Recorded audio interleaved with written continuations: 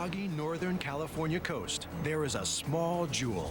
Point Reyes National Seashore is a dramatic sweep of forested hills, plains, beaches, and sea cliffs. This varied landscape harbors some of the greatest animal diversity in the country, creatures of land, air, and sea. And the Iliff family is about to find out how much adventure can be packed into a small space. These families really need a break. Stop. But no ordinary vacation will do. They've got to get back to nature together as a family. And we've got the answer. It's time to escape the daily grind and search for some wildlife in the great outdoors. That is awesome. It's time to get out there.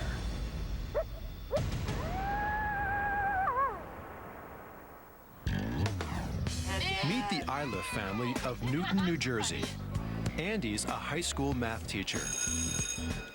Teresa runs her own daycare center. 13-year-old Thatcher loves music.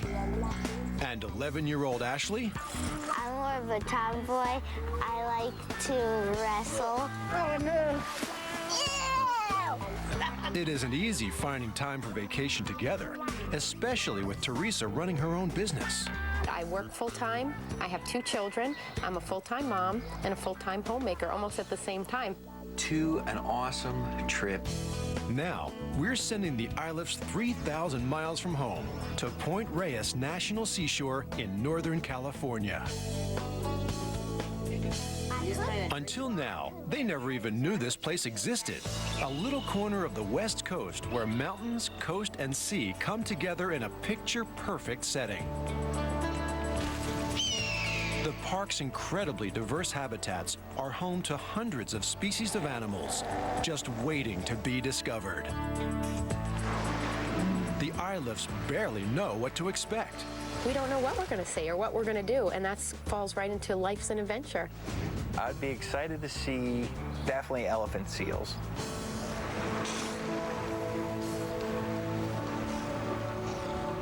I'd really like to see whales. I'm looking forward to just going on the trip because it seems like it's going to be lots and lots of fun. The rest is going to be a complete surprise. They need to be ready for anything. I have boots for you, and then when it warms up, you take it off. I have a coat. That's one coat. You're going to be there a long time. I have a sweater. Wow, these are big, honey. Yeah, let me have. Is that for one of the animals, or? Oh, they're for you, You're pretty funny. honey. And not just funny looking. What's up, honey? My suitcase is too small. All done. Next morning, the Iliff family is off and running. We're ready. Woo! Excited. And here are the parents. For a family that rarely ventures outside the state of New Jersey, this trip will be a case of culture shock. Where's our gate? Where's our gate? What's the gate? For 5 days, they're leaving behind suburban life to experience a very uncivilized world. Point Reyes National Seashore. A gorgeous stretch of 71,000 acres of the wildest beachfront property. First stop for the Iliffs is Ranger Headquarters. Nice to meet you guys. I'm Ranger John DeLosso. Nice to have you here at Point Reyes National Seashore. We've got 150 miles of hiking trails here, 71,000 acres of parkland, lots of wildlife, lots of wildflowers, lots of beaches to go running along. So if there's anything that you guys are looking for, I think we're going to be able to show it to you guys. How does that sound? Sounds great. Super. Now, the Iliffs have some idea of what they're in for, but there are still lots of surprises ahead. Time to check out the accommodations. Wow! Very cool! Hey!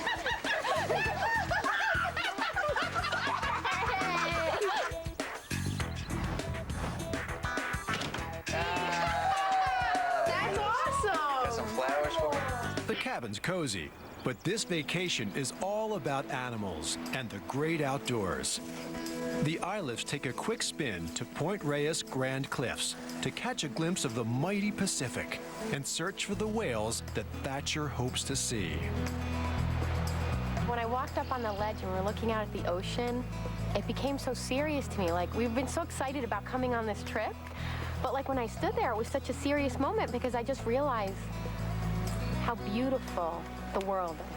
God put his hand out through the sky and kind of painted this scenery that, you know, I've never seen before, and it's just magnificent, you know. Just to think that here we are in New Jersey and we go over to California, all the way across the United States, and all of a sudden we're in this another world.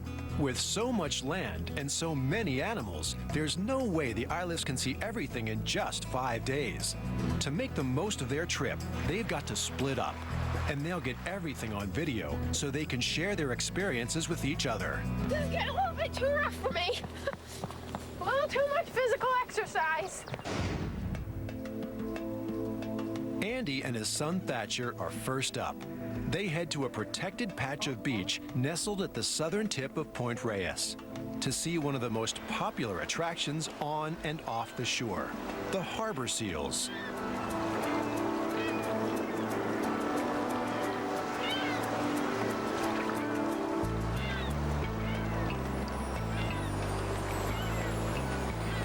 Most of the seals that you see here are females with pups. Marine ecologist Sarah Allen is the Iliff's seal guide. There are 500,000 harbor seals in the world, ranging from here to Alaska, wherever the water's temperate and there's enough flounder and salmon to feed their enormous appetites. Harbor seals are a very shy creature, and they're fearful of humans getting too close. But in Bolinas Lagoon, there's a nice channel between the roadway where we stopped and where the seals rest on shore on those exposed sandbars. Harbor seals are pinnipeds, meaning all of their limbs are flippers. They're close relatives to the sea lion and the walrus. But harbor seals are unique in their ability to swim as soon as they're born. Harbor seals are unique that way, and that's because they evolved in this nearshore ecosystem where it was necessary for them to swim at birth to get away from terrestrial predators such as coyotes or wolves or, say, bears.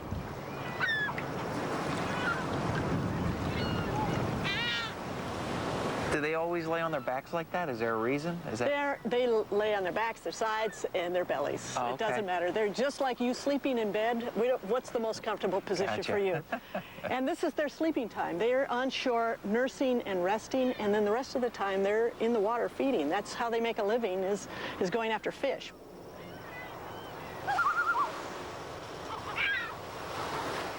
There are more than 7,000 harbor seals at Point Reyes.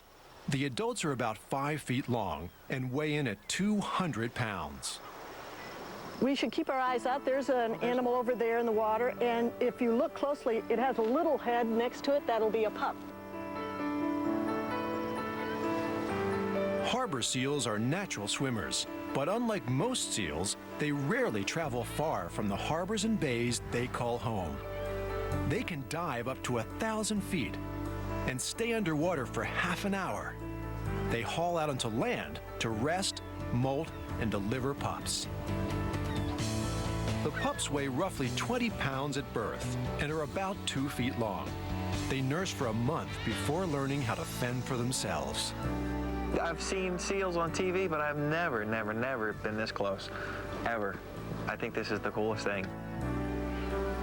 We're going to be counting. Here's a counter. There you go. Sarah wants to make sure the local population stays healthy and grows. So she counts the harbor seals twice a week to keep track of new pups and to follow the herd's movements. Seal spotting is tricky because they blend into the beach and water so well, but Thatcher's up for it.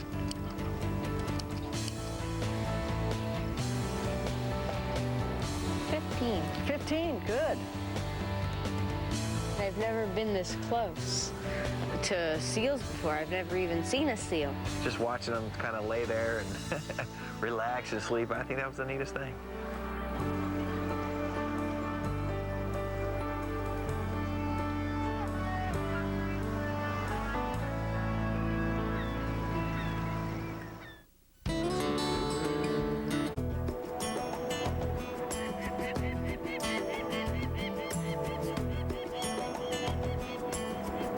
Point Reyes National Seashore. The Iliff family's adventure is underway. Hi, how are you? Wildlife biologist Natalie Gates takes Teresa and Ashley to a stunning peninsula called Tamales Point to find one of the largest animals that only lives here in California, the Tule elk. Are they endangered species?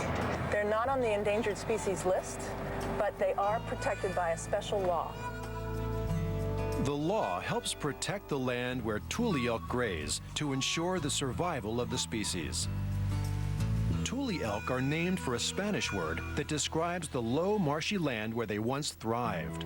In the 1870s, they were nearly wiped out by hunters. But in 1978, this threatened species was reintroduced to the park. After nearly 3 decades of successful breeding, 10 elk have become more than 400.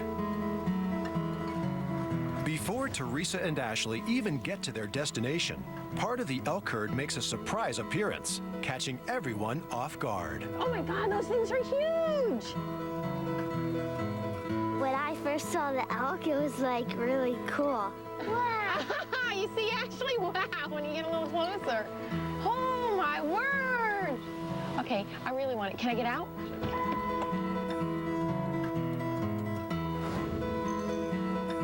It looked really interesting. It was like half cow, half horse, half deer all mixed together.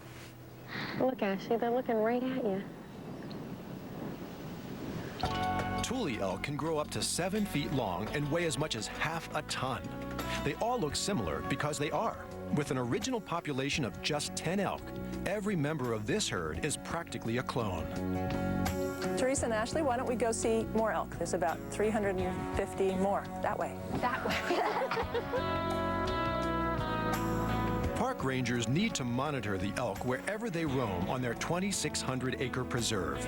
As they catch up with the rest of the herd, Teresa and Ashley get to try their hand at radio tracking. These are the collars that we put on elk to find out more about them. This would be a collar that we would put on an adult female. And this is a radio that sends out a beep that you can't hear with your ear, but we can pick up with that equipment. And each collar has its own particular frequency, so we know which animal we're talking about.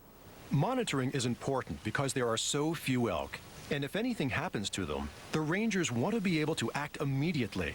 Disease, bad weather, and infertility all threaten the herd's long-term survival. This is pointing at where the elk is. Ah. So I'm going to hold it here and you turn around and look in the same direction. And I think probably not one of these guys, but one of those guys further down. One of them has that collar. Oh.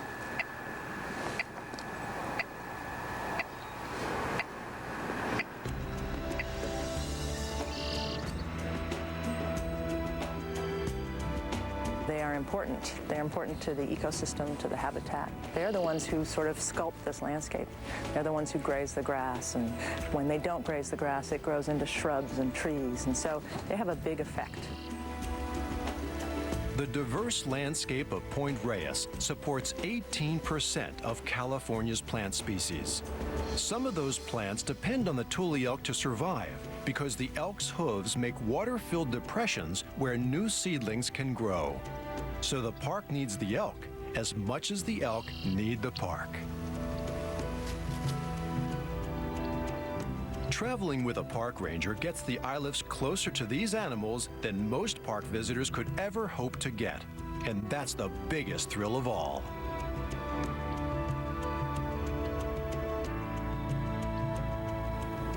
You can't see.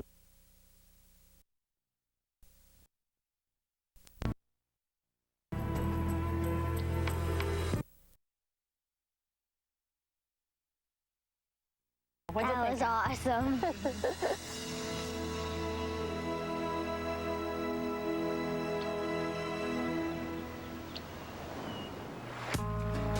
Day one of the Iliff's adventure is almost over, but there's still time for a family screening. Come on, guys, let's go. Oh boy, I've been waiting for this all day long. This is gonna be so cool. Oh, look at that. This is the harbor seals. Whoa, that is so cool. Look how close you were, Andy. Yeah, we weren't that far away. We could see them pretty well. Mostly, those are mostly moms with their pups. That is so cool. I said it looks like our family on a Thanksgiving Day. Right after dinner. Exactly. This is Mama doing the videotaping. I don't know. That's beautiful. Aren't they cool? Those are great. Whoa. Sorry, it was windy. I was a nervous wreck. I like my camera much better.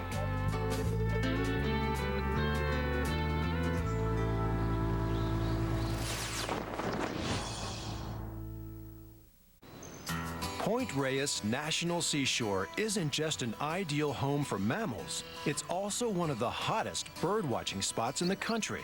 Nearly 500 species of birds can be seen here, more than in any other national park and more than in most U.S. states.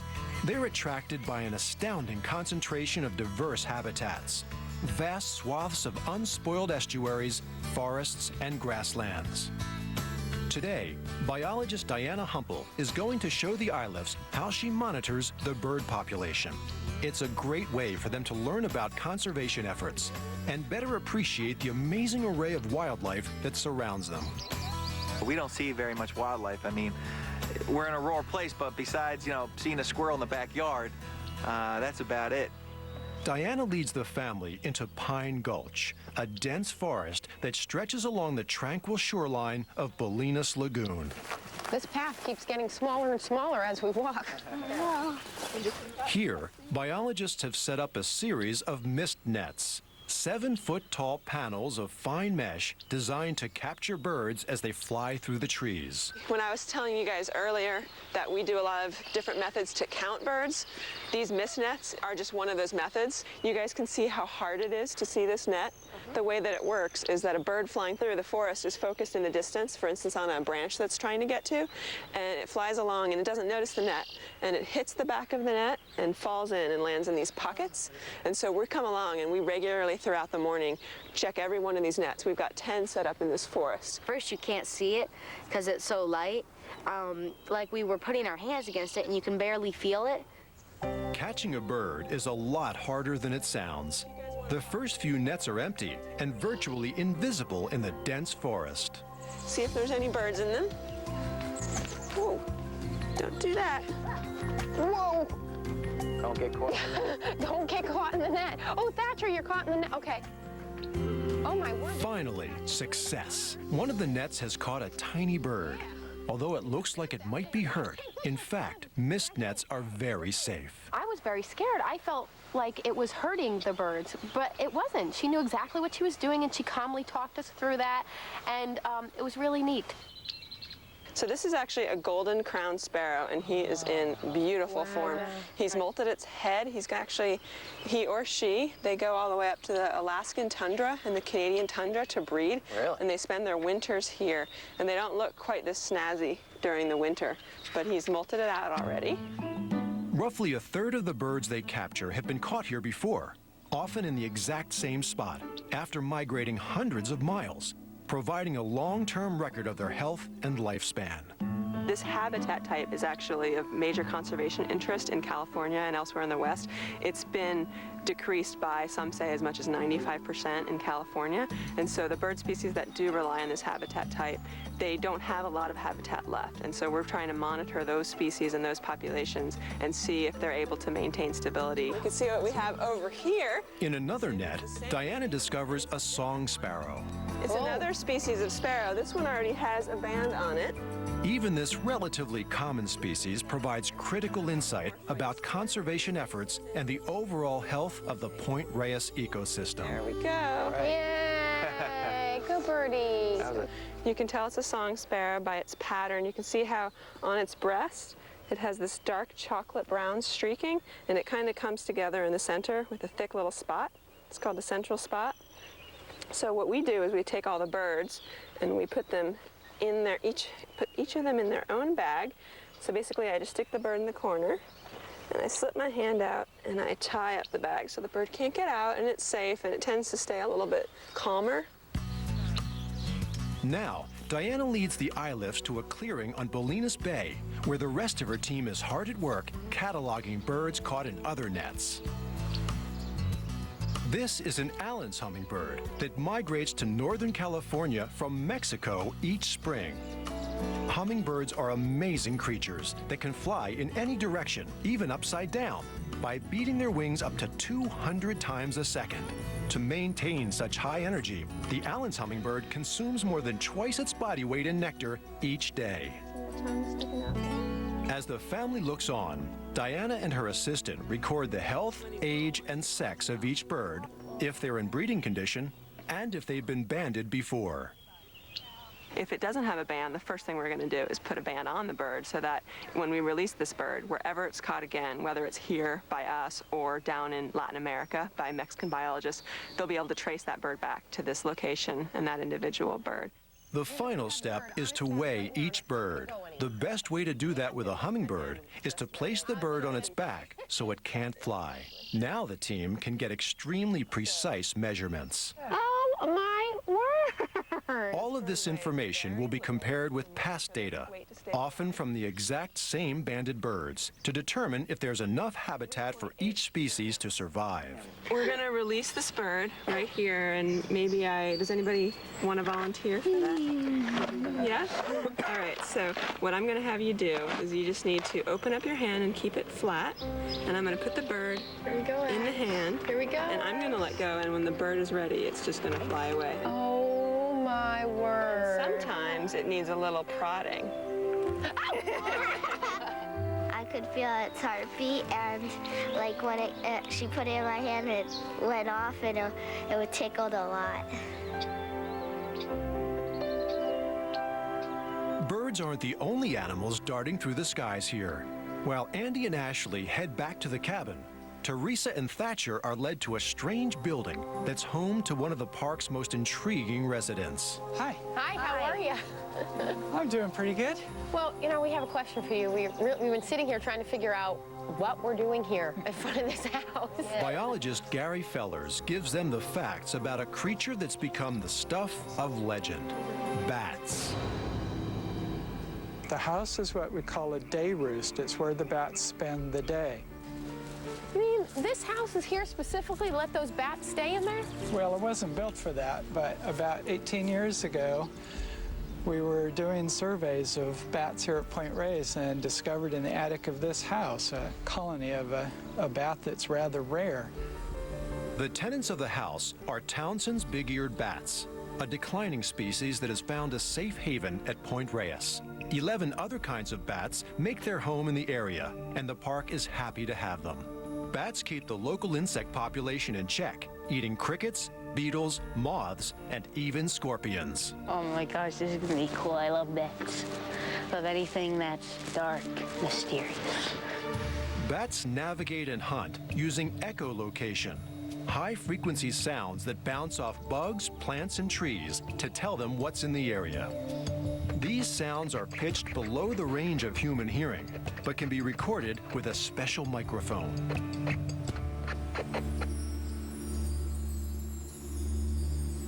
As night falls, Gary uses an infrared camera to observe and count the outgoing bats. Since this is a breeding colony, he wants to keep close track of the numbers. They look like they're popping around like popcorn. You look through the thing and you see them flying and bumping around and flying everywhere, and then all of a sudden a couple pop out. 1, 2, 3, then you don't see anything for a second, then another one pops out. So makes you, well, it makes me a little nervous. I tend to look over my head a lot to make sure nothing's coming at me.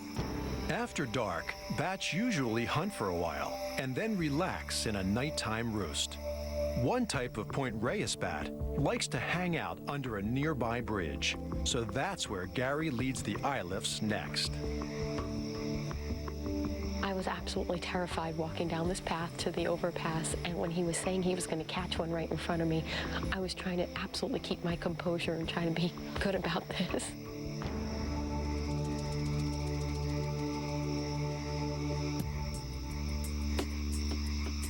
The idea was to use a net to reach up and catch one of the bats in the net. It didn't work quite that way because the bat managed to elude the net. On the second attempt, Gary catches a pallid bat. Unlike most bats, the pallid bat doesn't use echolocation to hunt. It flies near the ground, using its keen hearing to listen for insects, putting away half its weight in bugs every night. This is the largest bat in the Point Reyes area, with a wingspan of over a foot. The bat's arm is only about 2 inches long. It's the hand, with 5 long, skinny fingers, that gives the wing its size. There is no such thing as a blind bat. All bats can see. Some of them can see rather well. Kind of look cute, just like my little dog at home named Rocco.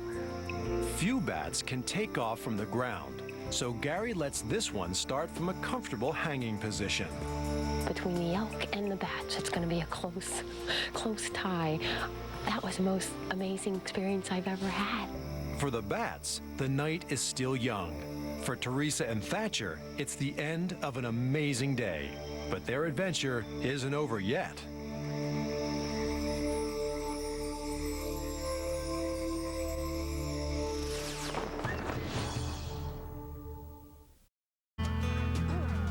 All 4 members of the Iliff family are together again on their incredible journey through Point Reyes National Seashore.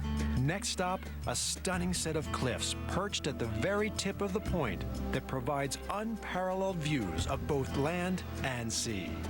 Marine ecologist Sarah Allen is back to introduce them to one of the largest flippered animals in the world, the elephant seal.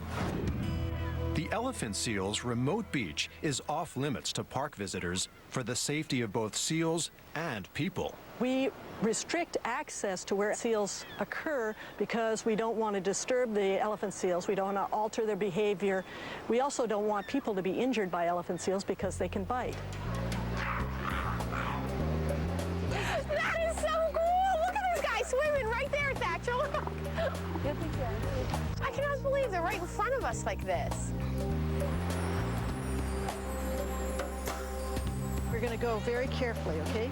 The Iliffs have a special access pass, but they still need to navigate a treacherous path down to the beach.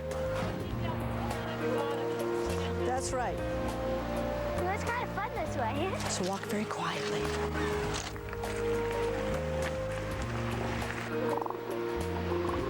Elephant seals are a whole lot bigger than their neighbors, the harbor seals. They're named for the trunk-like noses of the males and for their size, 5,000 pounds and nearly 20 feet long.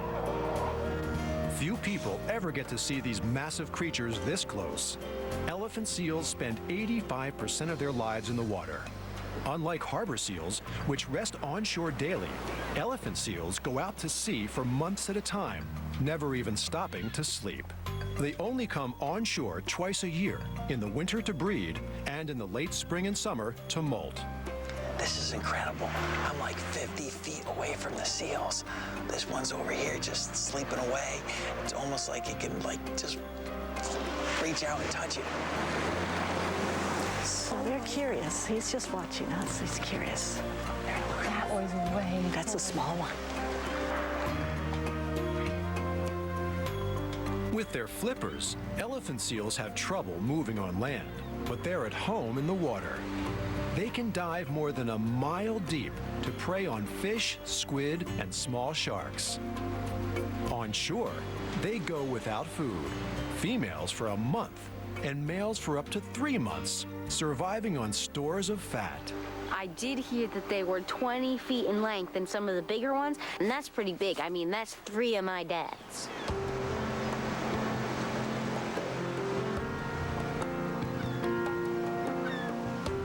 You know what? I know I will never have an experience like that again.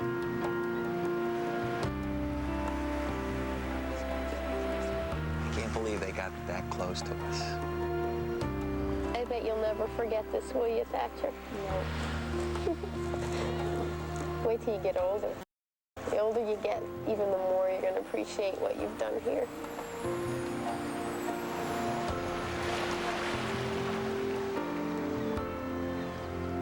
Thatcher, listen how quiet it is here. Teresa and Thatcher decide to spend a lazy afternoon at the cabin. But Andy and Ashley want to do some more exploring. Park hydrologist Brandon Ketchum takes them down to the creek for a lesson in fish conservation. Lesson number 1, don't step in water higher than your boots. I think you got swamped. So welcome to our Olima Creek smolt trap. What we've set up here is a trap to actually monitor coho salmon and steelhead trout on their way out to the ocean. So I bet you're wondering what's in the box. I am wondering what's in the box. A series of screens across the creek bed forces all fish over a certain size to swim into a box. The first thing everyone notices, one of these things is not like the others. That is a big fish. That's a catfish. That is not a catfish. It looks like one. That's an adult steelhead going back out to the ocean. Both steelhead and coho salmon swim upstream to spawn, but only steelhead have a chance of living through the process. About 1 in 5 steelhead have the strength left to return to the ocean after spawning. This is one of the hardy few. I'll pull him out and you can take a look at him as I let him go into the water.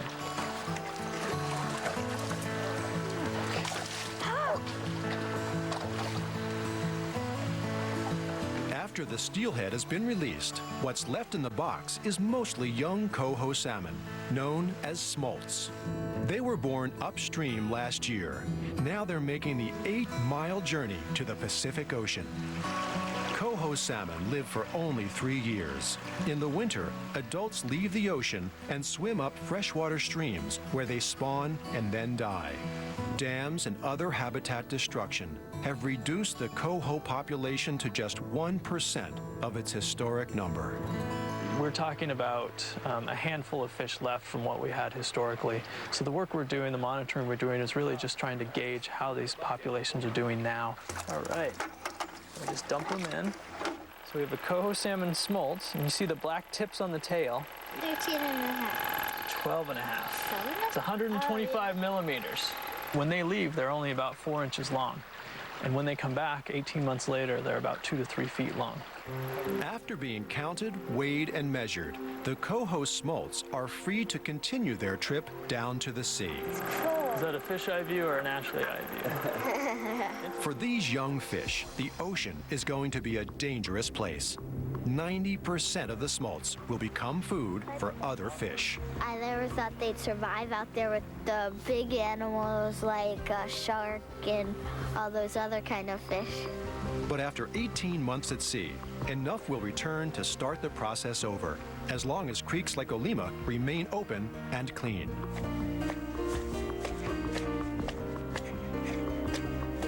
Let's go. Back at the cabin, the Iliffs recount the day's adventures. But there's still a lot more wildlife to see, and they still haven't caught a glimpse of one of Point Reyes' biggest attractions.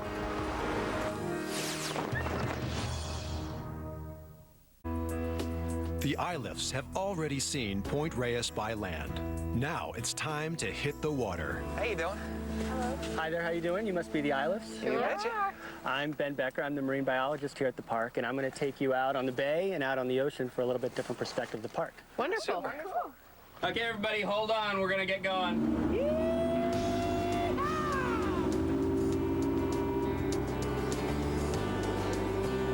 The ride takes them into a 12-mile-long body of water, one of the largest unspoiled bays in California.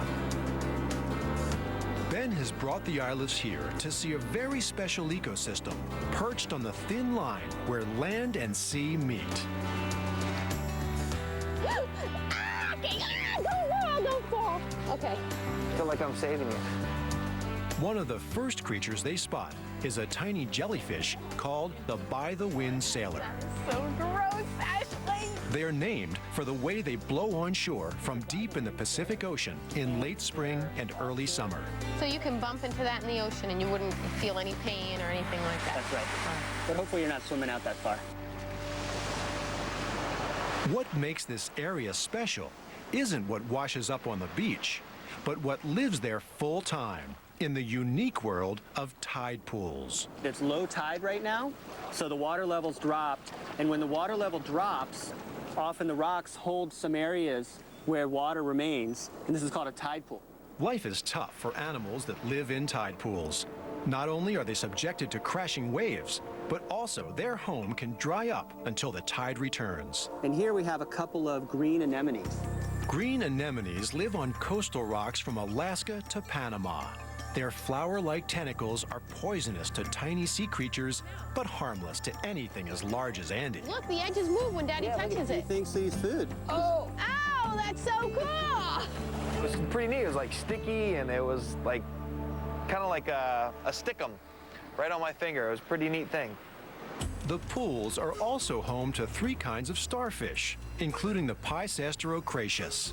This 5-armed creature is prey for sea otters and seagulls, and a predator in its own right. The Piceaster feeds on mussels by coming up to it, wrapping its arms around it, and pulling as hard as it can. And then the starfish lets its stomach come out of its mouth into that little hole in the mussel and digests the mussel inside the mussel shell. As the tide comes in, it's time to head back to the mainland of Point Reyes National Seashore.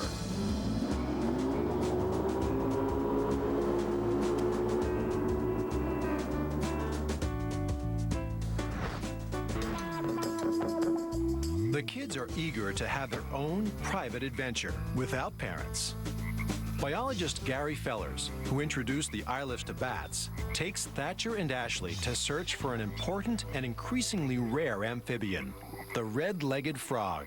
It's gone from about 80% of the original range. Point Reyes is one of the few places where the frogs are doing really well. Ecologists consider frogs to be an indicator species, a kind of early warning system for harmful environmental changes. Red-legged frogs were once quite common in California, but today they're a threatened species, and their numbers are still declining. Gary Fellers wants to find out why, and the best time to do that is at night. So it's time to find frogs. So what we do is we go down next to the pond and you use your bright light and you shine the light out there, but you hold the light very close to your own eye because you want the light to go out very straight to the frog eye and then reflect right back. The cacophony of croaks tells them they're in the right place. You see the circle I'm drawing? Yeah. There's a frog, a red-legged frog right in the middle of that. I can't find it. Spotting the frogs isn't the hard part. Nabbing them is. It was like you could hear them right there, the next one's right there. Yeah. The next one's over here. But this team of frog hunters won't give up without a fight. He's right here. Right there? Oh, he went under. Here's another one. Here's a big one. Thatcher's ready to pounce. Now, get out of the water. Walk toward the bank. Is he in there? No. Okay, because... Too slow that time, but Gary's got his eye on another one. And this time, he's not walking away empty-handed. We got a frog. See that, Ashley? For Thatcher and Ashley, this is a rare chance to see a threatened species up close. You see the feet are very red? The red-legged frog is the largest native frog west of the Rockies. It thrives in damp wooded areas and needs very cool water to survive. They'll eat just about anything they can catch, mostly invertebrates, but sometimes other amphibians. Today, biologists are worried that habitat destruction and other threats, like pesticides, may be killing them off. Gary's job is to assess and monitor the health of as many of these frogs as he can. So this one's 8.2 centimeters long. This frog is 55.5 grams. Do you want to try that, Ashley? After Ashley checks out the frog, Gary attaches a radio transmitter that will allow him to track every move it makes. You hear that beep? Yeah. That's the transmitter. Without the radio transmitters, it would be really difficult to figure out where the frogs go. I just want you to walk out there a little ways and find a nice wet spot and turn the frog loose. Okay. By studying where the frogs go and monitoring their health, Gary hopes to unravel the mystery behind their decline and figure out ways to help them survive.